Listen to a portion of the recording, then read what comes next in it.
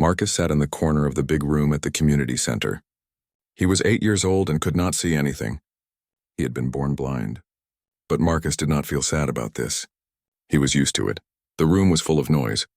Children were running around and playing games. They were laughing and shouting. But Marcus was not interested in their games. He was sitting next to an old piano. The piano was brown and had many scratches on it. Some of the keys were yellow from age. A few keys made no sound when pressed. But Marcus did not care about how it looked. He could not see it anyway. What mattered to him was how it felt and how it sounded. Marcus ran his small fingers across the keys. They felt smooth and cool. When he pressed them, beautiful sounds came out. Each key made a different sound. Some sounds were high like a bird singing. Others were low like thunder far away. His grandmother sat on a chair nearby. She was reading a book to some other children. Her name was Rose, and she came to the community center every Tuesday to help out. She always brought Marcus with her. "Marcus, are you okay over there?" She called out to him. "Yes, Grandma. I like the piano," Marcus said softly. Marcus had always loved sounds. When he was a baby, he would stop crying when he heard music on the radio. When he was 3, he could tell the difference between different voices on TV shows. Now, at 8 years old, he could recognize any song after hearing just a few notes. The piano at the community center was the only one Marcus knew. There was no piano at home. His mother worked very hard at 2 different jobs, but they still did not have much money. A piano cost too much. Marcus pressed one key, then another. He was not trying to play any special song. He was just listening to the sounds, but somehow his fingers began to move in a pattern. The notes started to sound like a song he had heard on the radio that morning. A girl named Lucy walked over to him. She was 10 years old and came to the center after school every day. "What are you playing?" she asked. "I don't know," Marcus said. "I'm just touching the keys." "It sounds like that song my mom listens to in the car," Lucy said. Marcus smiled. He had not been trying to play that song. His fingers had just moved by themselves. It felt natural, like walking or breathing. More children began to gather around the piano. They were curious about the music Marcus was making. Some of them had tried to play the piano before, but they could never make it sound good. Marcus was different. "How do you know which keys to press?" asked a boy named Tommy. Marcus thought about this question. How did he know? He just felt it somehow. "I listened to the sounds," Marcus said. "Each key has its own voice. When I put the voices together, they make a song." The children did not understand what Marcus meant, but they liked listening to him play. Marcus's grandmother finished reading to the other children and walked over to the piano. She had been watching Marcus for several weeks now. Every time they came to the community center, Marcus would go straight to the piano. He would sit there for hours just touching the keys and listening. "Marcus has always been special with sounds," she told the other children. Even when he was very little, he could tell when someone was happy or sad just by hearing their voice. Marcus continued to play. His fingers moved across the keys like they were dancing. The melody he was creating was simple but beautiful. It made the children feel calm and happy. Mrs. Johnson, who ran the community center, heard the music from her office. She walked into the room to see what was happening. When she saw Marcus at the piano, she stopped and listened. Marcus was playing a song she had never heard before. It was not from the radio or a movie. It seemed like Marcus was making it up as he went along. The melody was so pretty that it gave her goosebumps. "That's beautiful, Marcus," Mrs. Johnson said when he finished. Marcus turned his head toward her voice and smiled. "Thank you. Where did you learn to play like that?" "I didn't learn anywhere," Marcus said. "I just listen to the piano and it tells me what to do." Mrs. Johnson looked at Marcus's grandmother. They both knew this was something special. Most children who had never taken piano lessons could not play anything that sounded good. But Marcus was different. He had a natural gift. "Marcus," Mrs. Johnson said, "would you like to play the piano every time you come here?" "Yes, please," Marcus said. His face lit up with joy. From that day on, Marcus spent every Tuesday afternoon at the piano. The other children would gather around him to listen. Some days he would play songs from the radio. Other days he would make up his own melodies. Marcus's grandmother started bringing him to the center more often. On Saturdays, when the center was open for family activities, she would take Marcus there so he could practice. Marcus began to learn the piano by himself. He discovered that when he pressed certain keys together, they sounded good. When he pressed others together, they sounded bad. He learned to tell the difference. He also learned that music had feelings. Some combinations of keys sounded happy. Others sounded sad. Some sounded scary and others sounded peaceful. Marcus liked to experiment with different feelings in his music. One day, Marcus played a melody that made everyone in the room stop what they were doing. Even the teenagers who usually ignored the little kids came over to listen. The melody was sad but also hopeful. It told a story without using any words. When Marcus finished, the room was quiet for a moment. Then everyone started clapping. "That was amazing," said Lucy. Marcus felt proud and happy. He had found something he was good at. Something that made other people happy too. As the weeks went by, more and more people heard about the blind boy who could play piano. Parents started bringing their children to the community center just to listen to Marcus play. Marcus did not know it yet, but his life was about to change. The music that came from his heart and flowed through his fingers would soon catch the attention of someone very important, someone who would help him discover just how special his gift really was. Sarah Miller rushed through the front door of their small apartment. She was tired and her feet hurt. She had just finished her second job of the day. First, she worked at the grocery store from 6 in the morning until 2 in the afternoon. Then she cleaned offices until 9 at night. "Mom, you're home," Marcus called out from the living room. He was sitting on the old couch listening to music on a small radio. "Hi, baby," Sarah said. She sat down next to Marcus and gave him a hug. "How was your day with Grandma Rose?" "Great. I played the piano at the community center again. Mrs. Johnson said I'm getting really good." Sarah smiled, but she also felt worried. For the past month, Marcus had talked about nothing but the piano.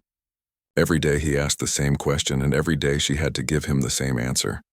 "Mom," Marcus said, "can I please take piano lessons? Mrs. Johnson knows a teacher who gives lessons for kids." Sarah's heart broke a little. She wanted to give Marcus everything he wanted, but piano lessons cost money they did not have. "Marcus, we've talked about this before. Piano lessons are very expensive. Maybe someday when I make more money. But Mom, I really want to learn more.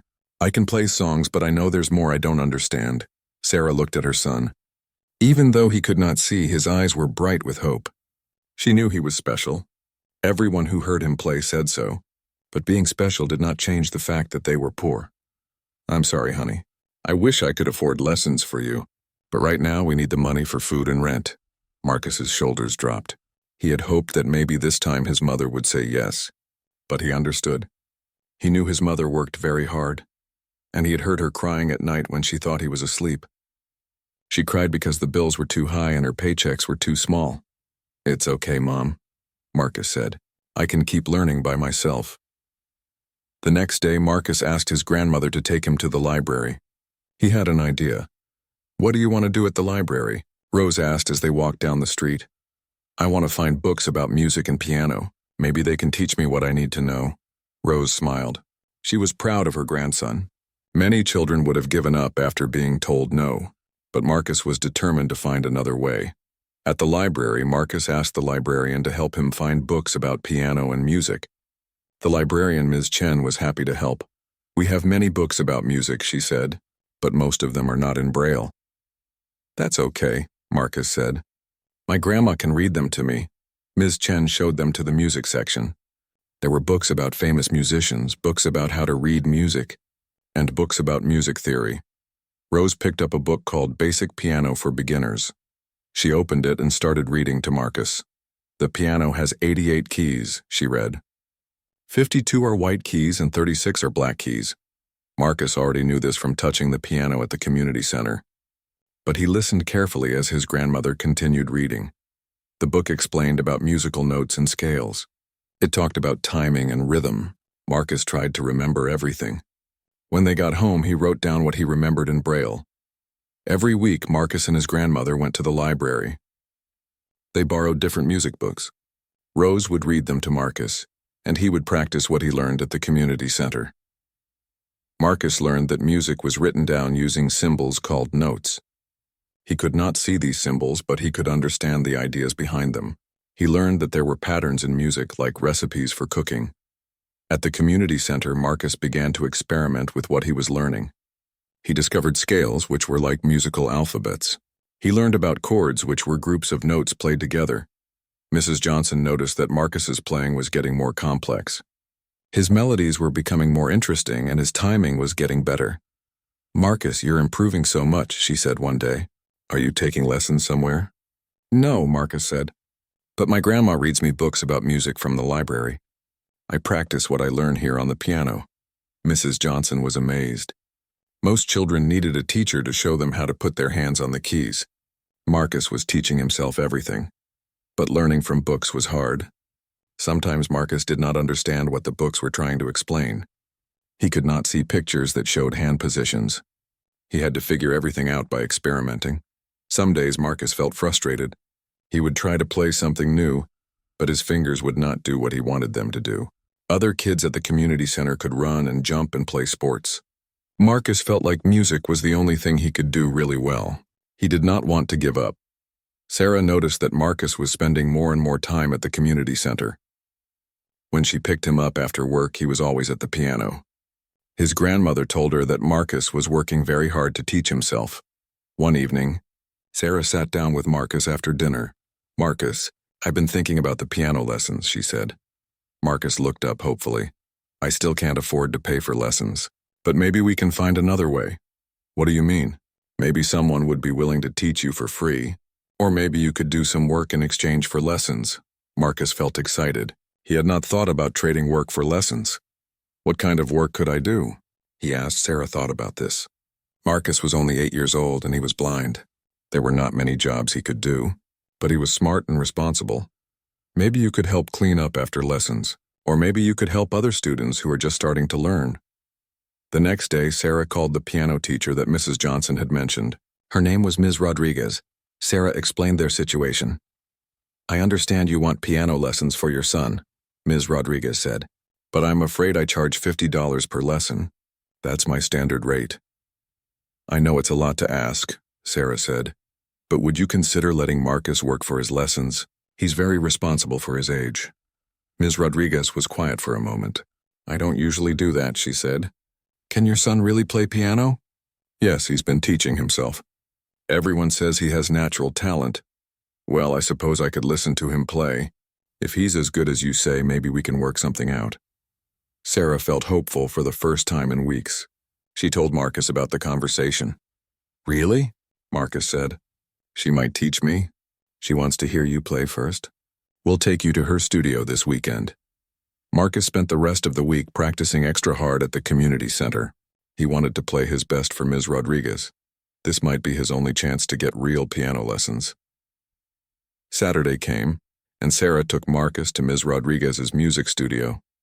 It was in a small building downtown. Inside there was a beautiful black piano that was much nicer than the old one at the community center. Ms. Rodriguez was a middle-aged woman with kind eyes. She shook hands with Sarah and Marcus. "So you're the young man who wants piano lessons," she said to Marcus. "Yes, ma'am," Marcus replied politely. "Your mother tells me you've been teaching yourself. I'd like to hear you play." Marcus sat down at the piano bench. The keys felt different from the old piano he was used to. These keys were smooth and all of them worked perfectly. When he pressed them, the sound was rich and clear. Marcus began to play one of his favorite melodies. It was a song he had created himself. As he played, he could feel Ms. Rodriguez watching him carefully. When he finished, the room was quiet. "That was very nice," Ms. Rodriguez said. "Where did you learn that song?" "I made it up," Marcus said. Ms. Rodriguez looked surprised. "You composed that yourself?" "Yes, ma'am. I like to make up songs." Ms. Rodriguez asked Marcus to play something else. This time Marcus played a song he had heard on the radio and learned by ear. After Marcus finished, Ms. Rodriguez talked quietly with Sarah in the corner of the room. Marcus could not hear what they were saying, but he hoped it was good news. Finally, Ms. Rodriguez came back over to Marcus. "Marcus, I'm impressed with what you can do. You have a natural gift for music. I would be happy to teach you." Marcus felt like jumping up and down with joy. "However," Ms. Rodriguez continued, "I still need to make a living, so here's what I propose. You can come here once a week for lessons. In exchange, you'll help me organize my sheet music and clean up the studio after other students. Does that sound fair?" "Yes," Marcus said quickly. "Thank you so much." As they walked home, Marcus held his mother's hand tightly. He was finally going to get real piano lessons. All his hard work at the library and community center had paid off. He could not wait to start learning everything he had been dreaming about. The community center was buzzing with excitement. Today was the annual charity fundraiser, and people from all over town had come to help raise money for new equipment and programs. Marcus sat in his usual spot by the old piano. He was wearing his best shirt, the blue one his mother had bought him for his birthday. The room was much more crowded than usual, filled with adults he did not recognize. His grandmother Rose was helping set up tables with food and drinks. "Marcus, I need to help in the kitchen for a while," she said. "Will you be okay here by yourself?" "Yes, Grandma. I'll just listen to the music." Rose patted his shoulder and walked away. Marcus could hear people talking and laughing all around him. The room smelled like fresh flowers and coffee. Mrs. Johnson walked up to the front of the room with a microphone. "Ladies and gentlemen," she announced, "thank you all for coming to our annual fundraiser. We have a very special treat for you today. Please welcome world-famous concert pianist Elena Vasquez." Everyone began clapping. Marcus had never heard of Elena Vasquez, but the way people were clapping told him she must be very important. A woman walked across the room to a beautiful black grand piano that had been brought in just for today. Marcus could tell it was different from his old piano because the sound was much richer and clearer. Elena Vasquez sat down at the piano bench. She was a tall woman with long dark hair. She had traveled all over the world playing piano in famous concert halls. Today she was doing this concert for free to help the community center. "I'd like to begin with one of my favorite pieces," Elena said into her microphone. "This is Chopin's Nocturne in E-flat major." Elena began to play and Marcus forgot about everything else in the room. The music was the most beautiful thing he had ever heard. Every note was perfect. The melody danced and sang like it was alive. Marcus had heard recordings of classical music before, but this was different. He could feel the emotion in every note. Elena played with such feeling that it gave Marcus chills. The piece had soft, gentle parts that sounded like a lullaby. Then it had dramatic parts that made Marcus's heart race. Elena's fingers moved across the keys like magic.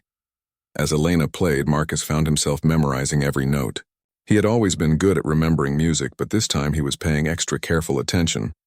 Something about this piece spoke to him in a way no other music had before.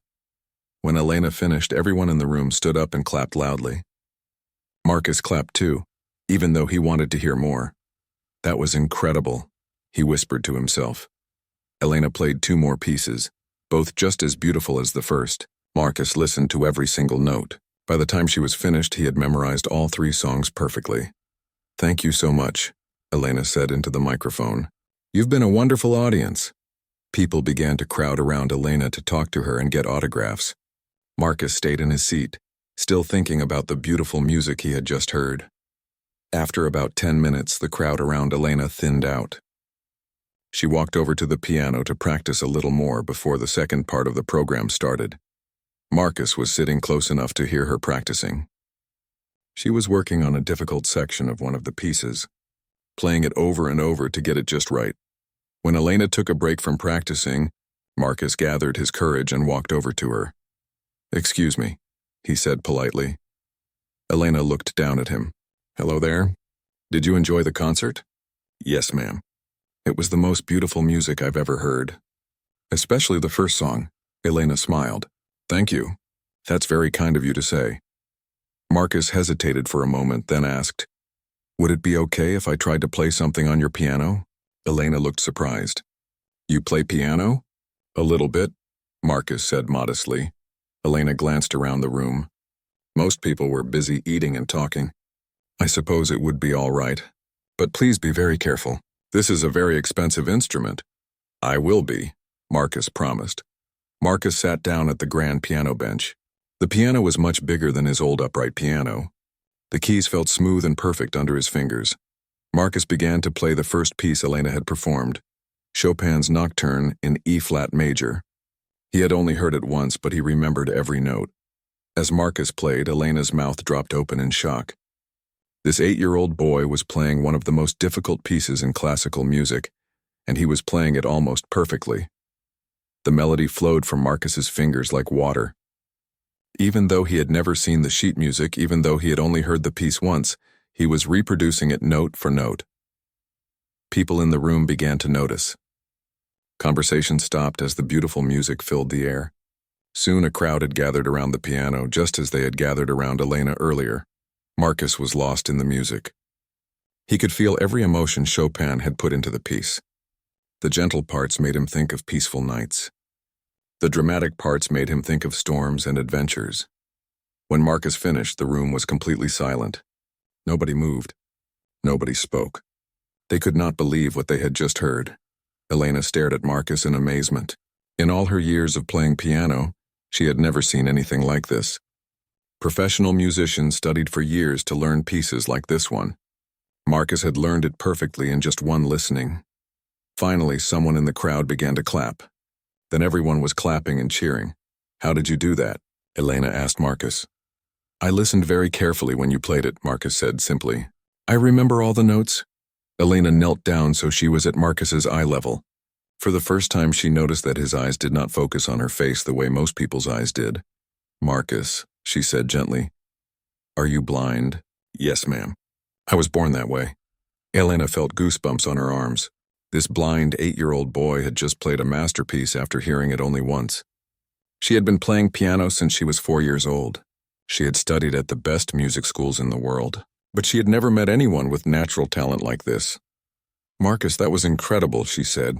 "Where do you take piano lessons?" Marcus looked down at his hands. "I don't really take lessons. I've been teaching myself mostly. But I just started going to Miss Rodriguez once a week." Elena could not believe it. This child had barely any formal training, yet he could play better than students who had been studying for years. Mrs. Johnson came over to see what all the excitement was about. "Elena, I see you've met our Marcus," she said proudly. "He plays here every week. Everyone loves to listen to him." "Mrs. Johnson, this child is extraordinary," Elena said. "I've never heard anything like it." More people came over to congratulate Marcus. Everyone wanted to know how he had learned to play so well. Marcus answered their questions politely, but he was feeling a little overwhelmed by all the attention. Elena sat down next to Marcus on the piano bench.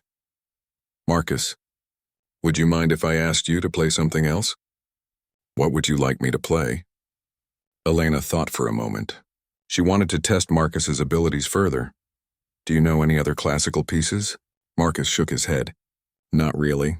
I mostly play songs from the radio or songs I make up myself." "You compose your own music?" "Sometimes. When I'm feeling happy or sad, I like to play what I'm feeling." Elena was even more amazed. Not only could Marcus play incredibly difficult music by ear, but he could also create his own compositions. "Would you play one of your own songs for me?" Elena asked. Marcus nodded. He thought for a moment about what he wanted to express. Then he began to play. The melody that came from his fingers was unlike anything Elena had ever heard. It was not classical music, but it was not popular music either. It was something completely original. The song started soft and gentle, like a child falling asleep. Then it grew more complex, with beautiful harmonies that showed Marcus understood music theory, even though he had mostly taught himself. As Marcus played, Elena realized she was witnessing something very special. This was not just a talented child. This was a musical genius. When Marcus finished his original composition, Elena knew her life was about to change. She had found something rare and precious. A child with a gift that came along maybe once in a generation. "Marcus," she said, "I would very much like to talk to your mother and grandmother." "Is that all right with you?" Marcus nodded. He did not fully understand what was happening, but he could tell that something important had just occurred. Elena spent the rest of the afternoon talking with Marcus's family and learning about his story. She heard about how he had taught himself using library books, how his mother could not afford lessons, and how he had worked out a deal with Ms. Rodriguez. By the end of the day, Elena had made a decision that would change Marcus's life forever. She was going to do everything in her power to help this remarkable child develop his incredible gift. Elena stood by the grand piano, watching as people continued to crowd around Marcus. She was trying to process what she had just witnessed. The boy had played Chopin's Nocturne perfectly after hearing it only once. But Elena had been in the music world for 25 years, and she had learned to be careful about getting too excited too quickly. Surely he must have heard that piece before, she thought to herself. Maybe he has a recording at home and has been practicing it. Elena had seen many talented children over the years. Some parents would secretly teach their kids pieces and then pretend the children had learned them by ear, hoping to impress people. Elena had learned to be suspicious of what seemed like impossible feats. As the crowd around Marcus began to thin out, Elena approached him again. She had decided to test him more carefully. "Marcus," she said, sitting down beside him at the piano bench, "that was very impressive, but I'm curious. Are you sure you've never heard that Chopin piece before today?" Marcus turned his head toward her voice. "No, ma'am. I've never heard it before. I don't know very much classical music." Elena nodded, but she was still doubtful. "What about at school? Or maybe your grandmother plays classical music at home." "We don't have a piano at home," Marcus said. "And at school we mostly just sing songs for little kids." Elena decided to be more direct. "Marcus, it's okay if you've heard the piece before. Many children learn songs from recordings. There's nothing wrong with that." Marcus looked confused. "But I really haven't heard it before." "I promise I'm telling the truth." Elena realized she was being too pushy, but she could not help herself. In her experience, when something seemed too good to be true, it usually was. "Well," Elena said with a slight smile that did not reach her eyes, "that's very nice, Marcus. But copying someone else's performance, even if you do it very well, is different from really understanding music." Marcus felt a little hurt by her tone. It sounded like she did not believe him. Elena continued, "Why don't you try playing something just for fun instead of copying what others do? Maybe something simpler and more appropriate for someone your age." The word stung Marcus like a slap. Elena was treating him like he was just showing off or pretending to be better than he was. She was talking to him the way adults sometimes talk to children when they thought they were being cute but not really talented. Marcus felt his cheeks get warm. He had been so excited to meet a real concert pianist. He had hoped she would understand how much music meant to him. Instead, she was treating him like a little kid who was just playing dress-up. But Marcus was not the kind of child who gave up easily. If Elena thought he was just copying other people, he would show her something she could not say he had copied from anywhere. "Okay," Marcus said quietly. "I'll play something just for fun." Elena sat back in her chair, expecting to hear a simple children's song or maybe "Twinkle, Twinkle, Little Star." She was already planning what encouraging words she would say to let Marcus down gently. Marcus placed his hands on the keyboard and closed his eyes. He thought about how Elena's words had made him feel. He thought about all the times people had not believed in him because he was blind. He thought about his mother working 2 jobs and still not being able to afford piano lessons for him. Then Marcus began to play. The melody that came from the piano was nothing like what Elena had expected. It was not a children's song. It was not something simple or basic. It was complex, beautiful, and completely original. Marcus was creating the music as he played it. There was no sheet music because this song had never been written down. There was no recording because no one had ever played it before. The melody started soft and sad like Marcus's hurt feelings, but then it grew stronger and more determined. The left hand played a steady rhythm while the right hand danced above it with a melody that seemed to tell a story without words. Elena felt her breath catch in her throat. This was not copying. This was not showing off. This was pure musical creation, flowing directly from the child's heart through his fingers. The song had elements of classical music but also jazz and blues. There were chord progressions that Elena had never heard before, but they sounded perfectly natural. Marcus was creating harmonies that music students spent years learning to understand. As Marcus played, other people in the room began to stop their conversations and listen. The melody was so beautiful and moving that it demanded attention. Elena realized that tears were running down her cheeks. She had been completely wrong about Marcus. This was not a child who was copying other people's music. This was a composer, creating something beautiful and original right in front of her eyes.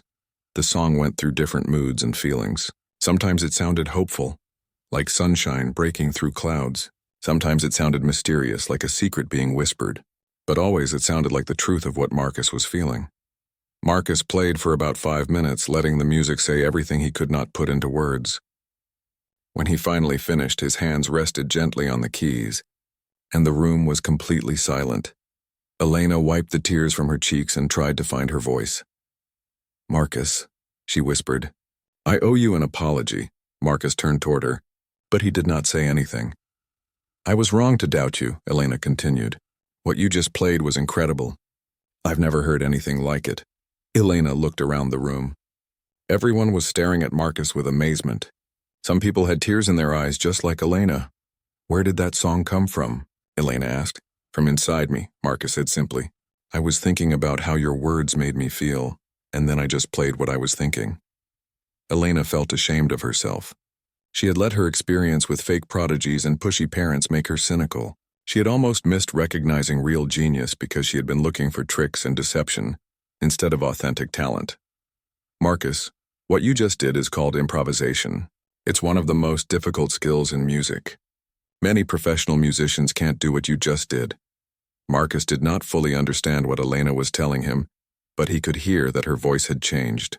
She no longer sounded doubtful or dismissive. She sounded amazed and respectful. The song you played, Elena continued, was it really completely made up on the spot? Yes, ma'am. I've never played it before. I probably won't be able to play it exactly the same way again, because I wasn't trying to remember it. I was just feeling it. Elena shook her head in wonder. Marcus, do you understand how extraordinary that is? You just composed and performed a piece of music that could take professional songwriters months to create. Mrs. Johnson came over to them, her eyes shining with pride. Elena, our Marcus is pretty special, isn't he? She said, Mrs. Johnson, this child is more than special. He's a musical genius. Elena turned back to Marcus. Marcus, I need to apologize to you properly. When I first heard you play the Chopin piece, I should have recognized that you have a rare and precious gift. Instead, I let my own prejudices cloud my judgment. Marcus was quiet for a moment. Then he said, It's okay. Lots of people don't believe I can do things because I'm blind. Elena's heart ached when she heard this. She realized that Marcus had probably faced doubt and skepticism many times before, and here she had been, adding to that burden instead of celebrating his incredible abilities. Marcus, being blind has nothing to do with your musical ability. In fact, I think it might make your hearing and musical understanding even more special. Elena made a decision. She had come to the community center today to do a charity concert. She had never expected to discover one of the most talented young musicians she had ever encountered. Marcus, I would like to ask you and your family something very important. Would it be all right if I talked to your mother and grandmother? Marcus nodded. Elena spent the next hour talking with Sarah and Rose. She told them about Marcus's extraordinary abilities and explained why she thought he was so special. In all my years of performing and teaching, Elena told them, I have never met a child with Marcus's natural musical gifts. He has perfect pitch, which means he can identify any musical note just by hearing it. He has incredible musical memory, which means he can learn complex pieces after hearing them just once. And most importantly, he can improvise and compose original music that is both technically sophisticated and emotionally moving. Sarah listened carefully. She had always known Marcus was talented, but she had not understood just how rare his abilities were. What are you saying? Sarah asked. I'm saying that Marcus has the potential to become one of the great musicians of his generation, but only if he gets proper training and support. Elena looked at Marcus, who was sitting quietly nearby, listening to the adults talk about his future. With your permission, Elena said, I would like to help Marcus develop his gift. I believe he has something very special to offer the world. For the first time since Elena had met Marcus, he smiled a big, genuine smile. Someone finally understood what music meant to him. Someone finally believed in what he could do. Elena smiled back at him. She knew that this meeting would change both of their lives forever. Elena sat frozen in her chair as Marcus continued to play his improvised piece. Every note that flowed from his fingers made her realize just how wrong she had been about him. This was not a child showing off or copying someone else's work. This was pure musical genius expressing itself through the hands of an 8-year-old boy. The melody Marcus was creating had layers and depth that Elena had rarely heard from professional composers. His left hand was playing a complex bass line that provided perfect support for the beautiful melody his right hand was weaving above it. What amazed Elena most was how naturally Marcus was doing all of this. He was not struggling to find the right notes or thinking carefully about chord progressions. The music was flowing from him as easily as speaking or breathing. As Marcus played, Elena began to notice technical details that made her even more astonished. He was using jazz harmonies that most music students did not learn until college. He was creating rhythmic patterns that showed he understood complex timing. Most importantly, he was telling a story with his music that was both personal and universal. The piece Marcus was playing seemed to be about overcoming sadness and finding strength. Elena could hear his hurt feelings from her dismissive words at the beginning, but she could also hear hope and determination growing stronger as the song continued.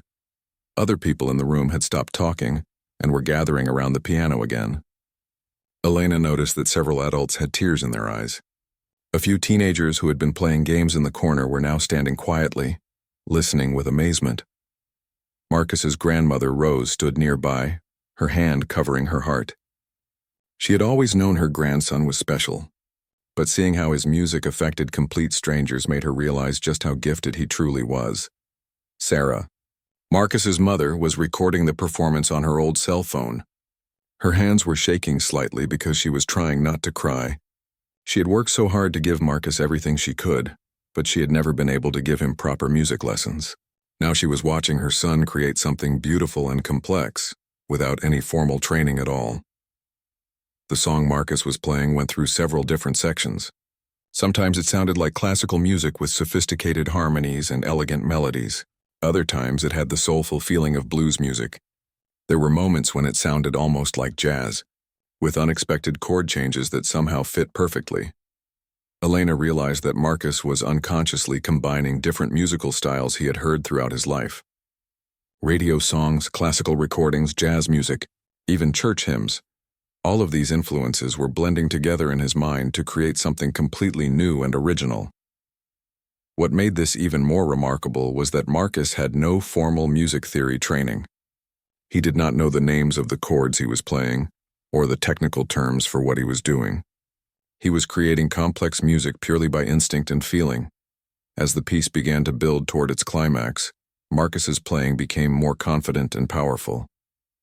His shoulders straightened, and Elena could see that he had forgotten all about the crowd of people watching him. He was completely lost in the music, letting it carry him wherever it wanted to go. The melody reached a beautiful, triumphant peak that made several people in the room gasp with surprise and delight.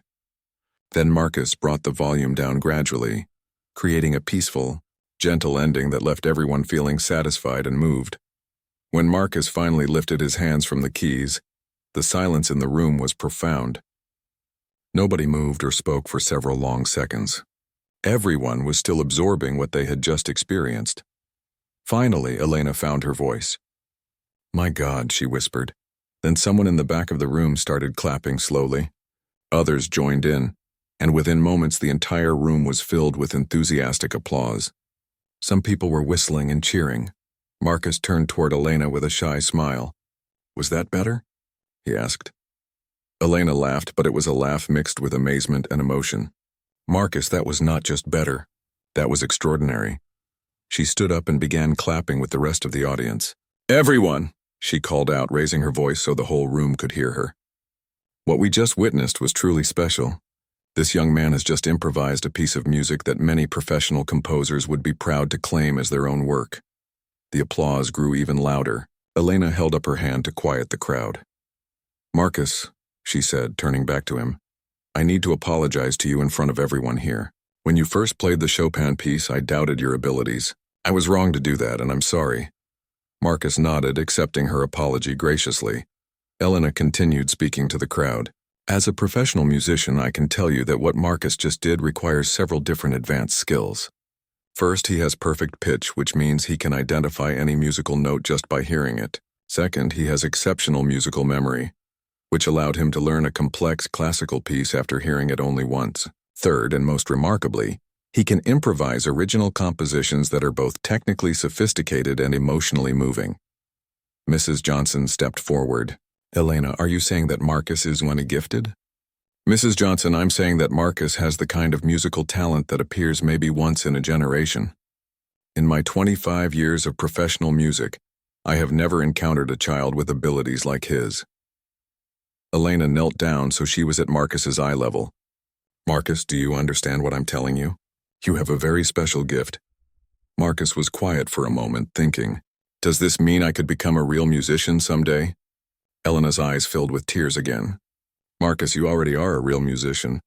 The question is not whether you could become one, but how far your talent will take you if you get proper training and support. Sarah stepped forward from the crowd. Elena, what kind of training are you talking about? Elena stood up and turned to Sarah. Mrs. Miller, Marcus needs to work with advanced music teachers who can help him develop his natural abilities. He needs to learn music theory so he can understand what he's already doing instinctively. He needs to be exposed to different styles of music and different composers. Most importantly, he needs opportunities to perform and share his gift with others. Rose, Marcus's grandmother, joined the conversation. That all sounds wonderful, but we can't afford. Elena held up her hand. Please let me finish. I'm not talking about something you would have to pay for. I'm talking about something I would consider it an honor to be part of. Elena looked around the room at all the faces watching her. Ladies and gentlemen, I want to make an announcement. If Marcus and his family agree, I would like to take responsibility for his musical education. The room buzzed with excited whispers. What does that mean exactly? Sarah asked. It means I would like to arrange for Marcus to receive the best possible music instruction at no cost to your family.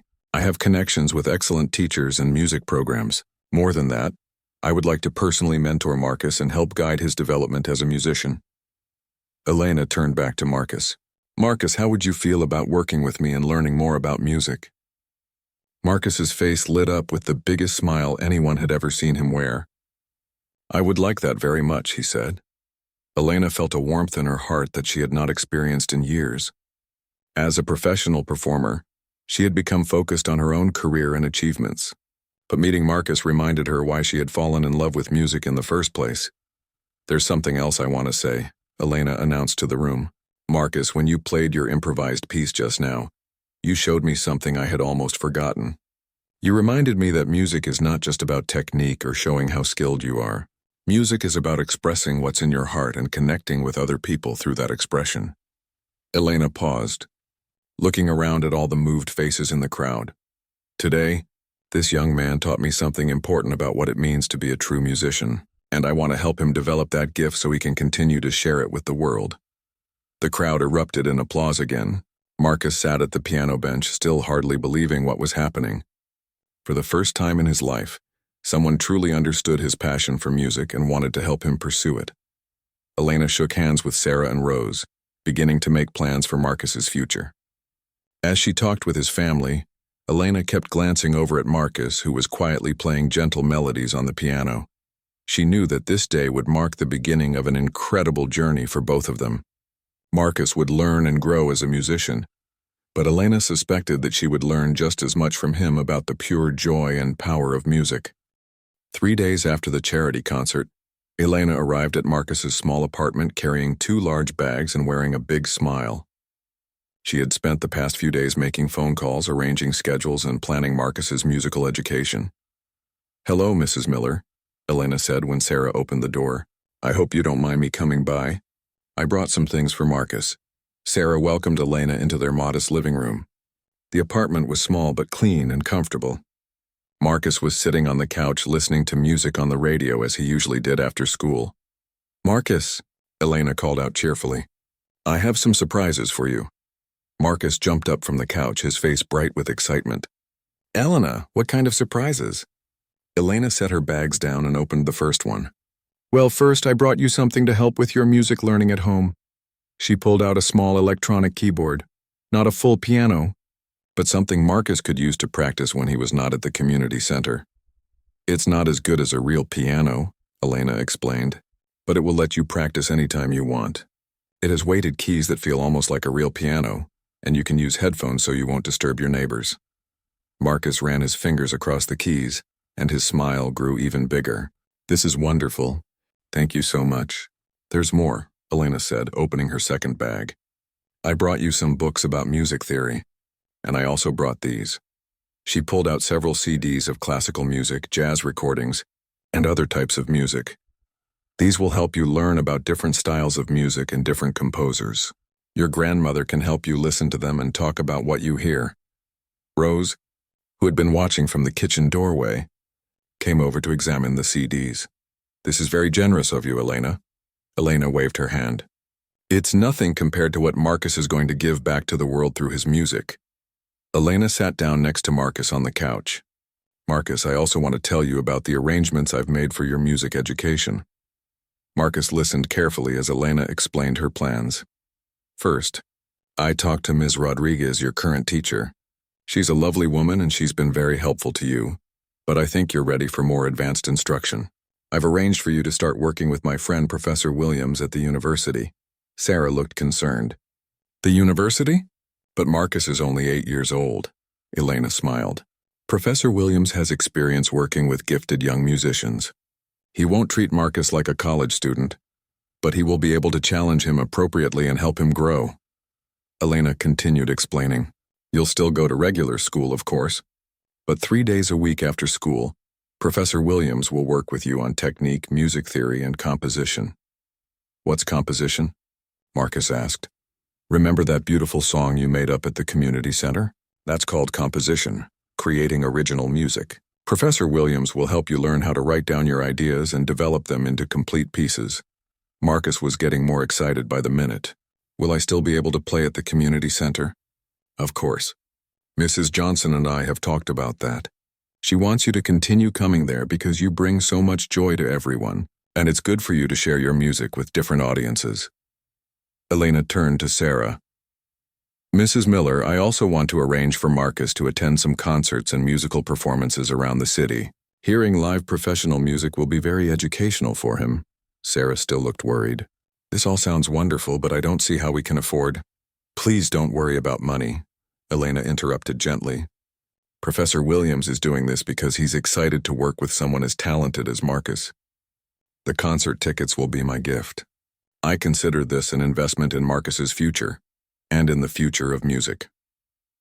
Over the next few weeks, Marcus's life changed dramatically. His first lesson with Professor Williams was both exciting and challenging. Professor Williams was a tall, thin man with gray hair and kind eyes behind wire-rimmed glasses. His studio at the university was filled with different types of keyboards, books about music, and pictures of famous composers. So you're the young man Elena has been telling me about, Professor Williams said when they first met. I understand you have quite a gift for music. I like to play piano, Marcus said modestly. Professor Williams smiled. Well, let's hear what you can do. Marcus sat down at the professor's grand piano and played the same improvised piece he had created at the charity concert. As he played, Professor Williams listened carefully, occasionally nodding or raising his eyebrows in surprise. When Marcus finished, Professor Williams was quiet for a long moment. Marcus, that was remarkable. Elena was right. You have extraordinary natural abilities, but I can also hear that you're ready to learn more about the structure and theory behind what you're doing. Professor Williams began explaining basic music theory to Marcus. He taught him about scales, key signatures, and chord progressions. Marcus absorbed everything like a sponge, asking thoughtful questions and making connections between the theory and what he already knew instinctively. This is why that chord sounded so good, Marcus exclaimed during one lesson, when Professor Williams explained about harmonic progressions. I knew it felt right, but now I understand why. Professor Williams was amazed by how quickly Marcus learned. Most students took months to understand concepts that Marcus grasped in minutes. Marcus, you have what we call innate musicality, Professor Williams explained. You understand music naturally, without having to think about it consciously. My job is to help you understand the why behind what you already know how to do. As the weeks passed, Marcus's playing became more sophisticated and controlled. He learned proper finger techniques that made his playing cleaner and more precise. He learned about different musical periods and styles from Baroque to modern jazz. Elena visited Marcus every week to check on his progress and take him to concerts. Their first concert together was a piano recital by a young professional musician. Listen to how she uses the pedals, Elena whispered to Marcus as they sat in the concert hall.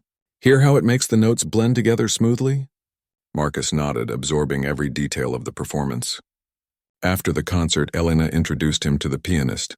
This is Marcus, the young musician I've been telling you about, Elena said. The pianist shook Marcus's hand. Elena says you're quite talented. How long have you been playing? About a year, I guess, Marcus said. The pianist looked surprised. Only a year?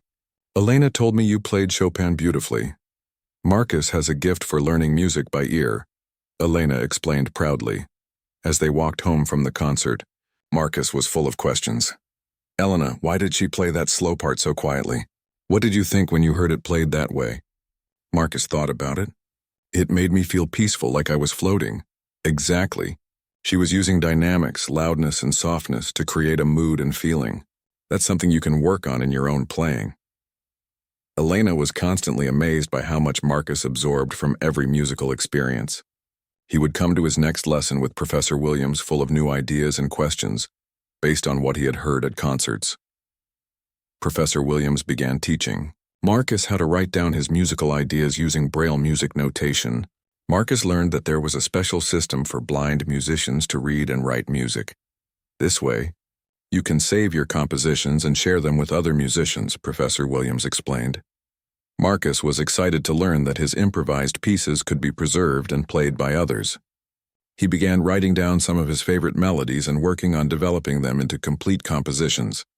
One day, Elena brought Marcus a special surprise, a meeting with Dr. Patricia Chen, a music therapist who worked with visually impaired musicians. Marcus, Dr. Chen said, I want you to know that some of the world's greatest musicians have been blind. Being blind doesn't limit your musical abilities. In some ways, it can enhance them. Dr. Chen told Marcus about famous blind musicians like Ray Charles, Stevie Wonder, and classical pianist George Shearing. These musicians developed incredible listening skills and musical memory because they relied more heavily on their hearing than sighted musicians do, she explained. This conversation helped Marcus understand that his blindness was not something to overcome, but rather a part of what made his musical abilities so special. After 3 months of intensive study, Professor Williams suggested that Marcus was ready for his first formal performance outside of the community center. There's a young musician's recital coming up at the university, he told Elena and Sarah. I think Marcus should participate. Sarah felt nervous about the idea, but Marcus was excited. Will there be other kids playing? Marcus asked. Yes, but most of them will be older than you and have been studying longer, Professor Williams warned. That's okay, Marcus said confidently. I'll just play my best. Elena smiled at his attitude. Marcus, that's exactly the right way to think about it. As they prepared for the recital, Elena reflected on how much had changed since that day at the community center. Marcus had grown not just as a musician, but as a confident young person who believed in his abilities. The shy 8-year-old who had been hurt by her initial dismissive words had become a poised young artist who was eager to share his gift with the world. The university recital hall was much bigger than anything Marcus had ever seen.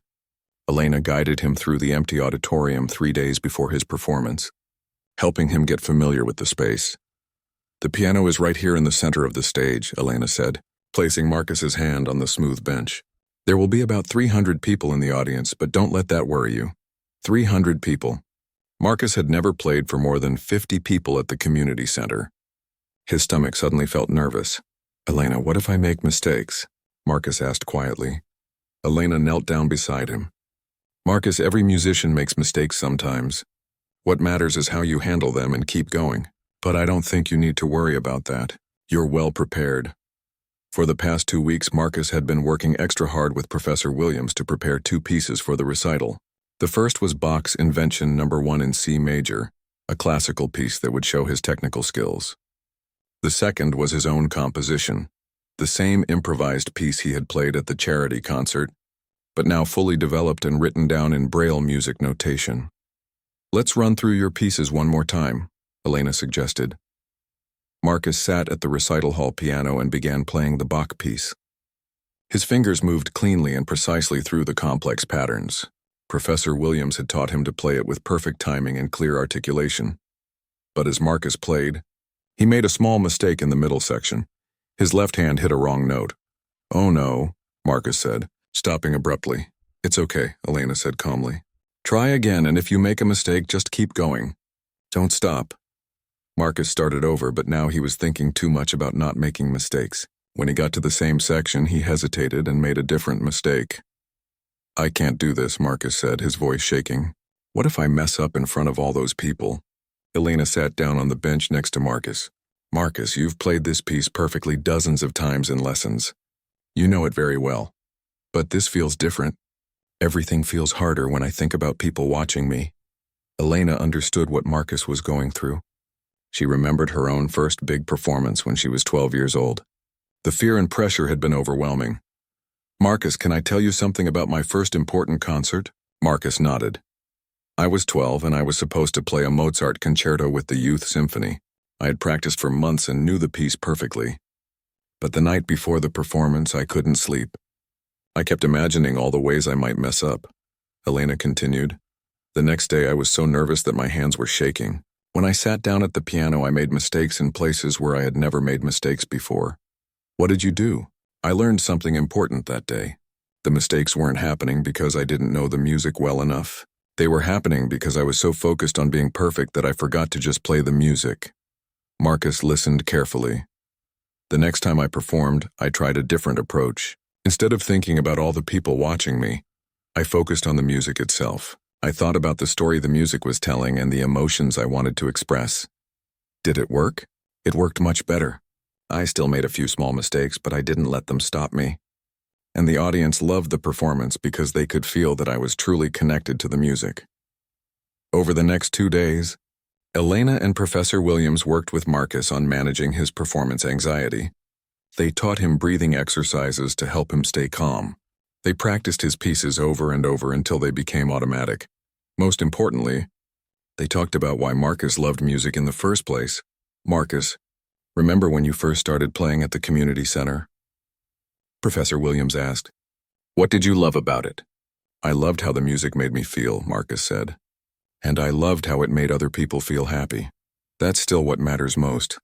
Whether you're playing for 50 people or 300 people, your job is the same, to share the beauty and emotion of the music." But despite all the preparation and encouragement, Marcus was still worried. The night before the recital, he barely slept. He kept going over the pieces in his mind, imagining all the things that could go wrong. At breakfast, Sarah noticed that Marcus was picking at his food instead of eating. "Are you feeling okay, honey?" she asked. "I'm scared about tonight," Marcus admitted. "What if the other kids are better than me? What if I don't belong there?" This was the heart of Marcus's fear. The other students performing in the recital were mostly teenagers who had been studying music for many years. They could read sheet music fluently and had performed in recitals before. Marcus was 8 years old, had been taking formal lessons for only a few months, and had never performed on a real concert stage. Sarah sat down next to Marcus and put her arm around him. "Marcus, Elena and Professor Williams wouldn't have suggested you perform if they didn't believe you were ready. They know much more about music than we do. But what if I'm not as good as I think I am? What if I've just been lucky so far?" Rose, Marcus's grandmother, joined the conversation. "Marcus, do you remember when you first started playing at the community center?" "Yes." "Did you worry then about whether you were good enough?" Marcus thought about this. "No, I just played because I liked it." "That's right. You played because music made you happy. Tonight should be the same thing, just sharing your happiness with more people." When Elena arrived to pick up Marcus for the recital, she could see that he was still nervous. His shoulders were tense and he was very quiet in the car. "Marcus, I want to tell you something," Elena said as they drove to the university. "Whatever happens tonight, I'm proud of you for having the courage to perform. It takes bravery to share your art with others. What if people don't like my music?" Elna pulled the car over and turned to look at Marcus. "Marcus, do you remember the day we met? When you played your improvised piece at the community center?" "Yes." "How did that music make the people in the room feel?" Marcus remembered the silence after he finished playing, and then the enthusiastic applause. "They seemed to like it. They didn't just like it, Marcus. They were moved by it. Some people had tears in their eyes. Your music touched their hearts." Elena started driving again. "That's your gift, Marcus. You don't just play notes correctly. You make people feel something beautiful. That gift doesn't disappear just because you're on a bigger stage." When they arrived at the university, Marcus could hear people talking and laughing in the lobby. Other young musicians were warming up in practice rooms. The sound of scales and arpeggios echoed through the hallways. Professor Williams met them backstage. "How are you feeling, Marcus?" "Nervous," Marcus said honestly. "Good," Professor Williams said, surprising him. "If you weren't nervous, it would mean you didn't care about doing well. The nervousness shows that this performance matters to you." Professor Williams walked Marcus through the backstage area, showing him exactly where he would enter and how he would get to the piano. When it's your turn, I'll guide you to the bench. Take a moment to get comfortable and then just play the music you know so well. As showtime approached, Marcus could hear the audience filing into the auditorium. The nervous excitement in his stomach was growing stronger. Elena squeezed his hand. Marcus, no matter what happens tonight, remember that you've already accomplished something amazing. You've gone from teaching yourself at an old community center piano to performing at the university. That's incredible progress. Marcus nodded, trying to hold on to Elena's encouraging words. And remember, she added, the audience wants you to succeed. They're not there hoping you'll make mistakes. They're there because they want to hear beautiful music. As Marcus waited for his turn to perform, he closed his eyes and tried to remember why he loved music. He thought about the first time he had touched the piano keys at the community center. He thought about the joy he felt when he discovered new melodies. He thought about how his improvised piece had made people feel happy and moved. Music wasn't about being perfect, Marcus realized. It was about sharing something beautiful with others. Tonight, he would have the chance to share his gift with 300 people who had never heard him play before. Maybe that was something to be excited about, rather than something to fear. The university recital hall was packed with people. Students, families, professors, and music lovers from the community had come to hear the young musicians perform. Marcus sat backstage with Elena and Professor Williams, listening to the other performers. A 16-year-old violinist had just finished playing a beautiful piece by Mozart. The audience clapped enthusiastically. Next was a 14-year-old cellist who played with impressive technique and emotion. These kids are really good, Marcus whispered to Elena. Yes, they are, Elena agreed. And so are you. Marcus was scheduled to perform 5th out of 8 students. As each performer finished, his nervousness grew stronger. But he also noticed something interesting. Each musician had their own special way of expressing themselves through their instrument. The violinist had played with perfect technique but also with great feeling. The cellist had chosen a piece that was dramatic and powerful. Each performance was unique because each musician brought something personal to their music. Marcus Miller, performing Bach's Invention No. 1 in C major in his own composition, the announcer called out. Marcus's heart began beating fast. This was it. Professor Williams placed a gentle hand on Marcus's shoulder. Remember what we practiced. Take your time, breathe deeply, and just play the music you love. Elena squeezed Marcus's hand. I'll be right here in the wings, listening to every note. Play from your heart. Professor Williams guided Marcus onto the stage. Marcus could feel the warmth of the stage lights and hear the rustling of programs as the audience settled in to listen. The grand piano sat in the center of the stage, just as Elena had shown him during their practice session. Professor Williams helped Marcus find the bench and adjust it to the right height. Take a moment, Professor Williams whispered before stepping away. Marcus sat quietly at the piano for a few seconds. He could hear the audience waiting. Some people were probably wondering about this young blind boy who was about to perform with much older students. Marcus placed his hands on the keys and took a deep breath. He thought about Bach, the great composer who had written this music hundreds of years ago. He thought about all the musicians who had played this piece before him. Now it was his turn to bring it to life. Marcus began playing Bach's Invention No. 1 in C major. From the very first notes, something magical happened.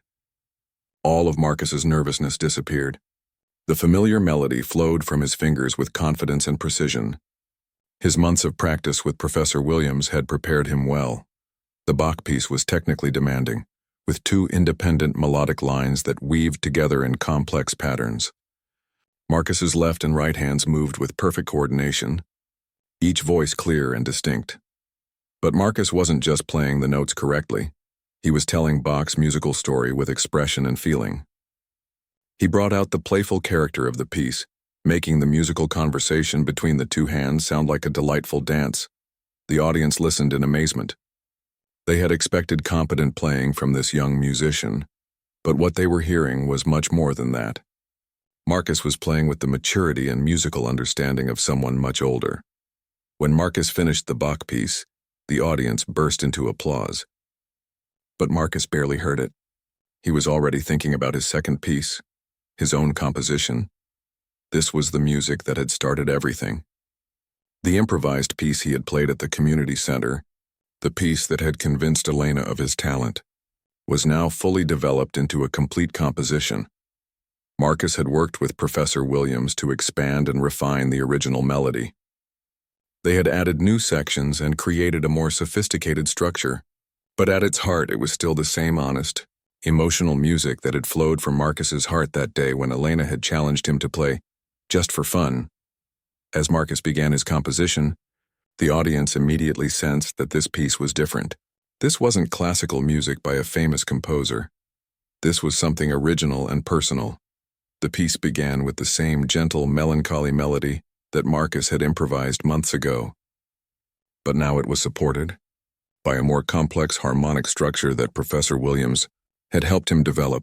Marcus had titled his composition Finding Light. It told the story of overcoming sadness and doubt to discover inner strength and joy. The music moved through different emotional landscapes, from uncertainty to determination, from loneliness to connection, from fear to triumph. As Marcus played, people in the audience leaned forward in their seats. This young boy was not just performing music, he was sharing his soul through the piano. The middle section of the piece featured some of the jazz-influenced harmonies that came naturally to Marcus. These unexpected chord progressions added color and sophistication that surprised even the music professors in the audience. Then came the section that represented Marcus finding his confidence and strength. The melody soared above rich, full chords. Marcus's playing became more powerful and expressive, showing that he had truly overcome his pre-performance nerves. The final section brought back the opening melody, but now it was transformed. Instead of sadness, it conveyed peace and acceptance. The piece ended with a beautiful, gentle chord that seemed to float in the air before slowly fading away. When Marcus lifted his hands from the keys, the recital hall was completely silent. For a moment that seemed to last forever, nobody moved or breathed. Then someone in the back of the auditorium stood up and began clapping. Others quickly followed, and within seconds the entire audience was on their feet, giving Marcus a standing ovation. Marcus sat at the piano bench, hardly believing what was happening. He had never received a standing ovation before. The sound of 300 people clapping and cheering was overwhelming and wonderful. Professor Williams walked onto the stage and placed his hand on Marcus's shoulder. "Take a bow," he said with a huge smile. Marcus stood up and bowed toward the audience. The applause grew even louder. As Marcus walked off stage with Professor Williams, he could hear people in the audience talking excitedly. "Who is that young man? That was incredible. He composed that piece himself. How old did they say he was? 8? Elena was waiting in the wings with tears of joy streaming down her face. She hugged Marcus tightly. "Marcus, that was absolutely beautiful," she said. "I'm so proud of you. Did I do okay?" Marcus asked, still hardly believing what had just happened. "You did more than okay. You were magnificent." Professor Williams was beaming with pride. "Marcus, in all my years of teaching, I have rarely heard a performance with such genuine musical expression. You didn't just play the notes, you shared your heart with the audience." After the recital ended, many people came backstage to meet Marcus. Other musicians, professors, and audience members wanted to congratulate him and learn more about his story. Dr. Patricia Chen, the music therapist Elena had introduced him to, was among the visitors. "Marcus, your performance tonight was extraordinary," she said. "You've shown everyone here that blindness is not a limitation. It's simply a different way of experiencing and expressing music." A local newspaper reporter asked to interview Marcus about his musical journey. "Marcus, how does it feel to perform your own composition alongside a piece by Bach?" the reporter asked. Marcus thought carefully about the question. "It feels really good to share music that comes from inside me. Bach's music is beautiful, but my piece tells my own story." "What story does your music tell?" "It's about not giving up when things are hard, and about finding people who believe in you." Elena listened to Marcus's interview with amazement. Just a few months ago, he had been a shy 8-year-old who was hurt by her dismissive words. Now he was confidently talking to reporters about his music and his dreams. As the evening wound down, Marcus's mother, Sarah, arrived to take him home. She had been in the audience recording his performance and crying with pride. "Marcus, I'm so proud of you," Sarah said, hugging her son. "When you played your own composition, I could hardly believe that my little boy had created something so beautiful. Did you really like it, Mom?" I loved it, and I could see that everyone else in the audience loved it too. On the drive home, Elena reflected on the incredible journey that had brought them to this moment. When she had first met Marcus at the community center charity event, she had almost missed recognizing his talent because of her own prejudices and skepticism. Now, just a few months later, Marcus had proven himself on one of the most important stages in the city. He had not only performed beautifully, but he had also touched the hearts of everyone who heard him play. "Elena," Marcus said from the back seat, "thank you for believing in me." "Marcus, I should thank you. You've reminded me why I fell in love with music in the first place. You've shown me that the most important thing about music is not technical perfection. It's the ability to move people's hearts." Professor Williams, who was also in the car, added, "Marcus, tonight was just the beginning. With your talent and dedication, there's no limit to what you might accomplish as a musician." When they arrived at Marcus's apartment, Rose was waiting up to hear about the performance. "How did it go?" she asked eagerly. "Grandma, it was amazing," Marcus said, his face glowing with happiness. "People stood up and clapped for a really long time." Rose hugged her grandson tightly.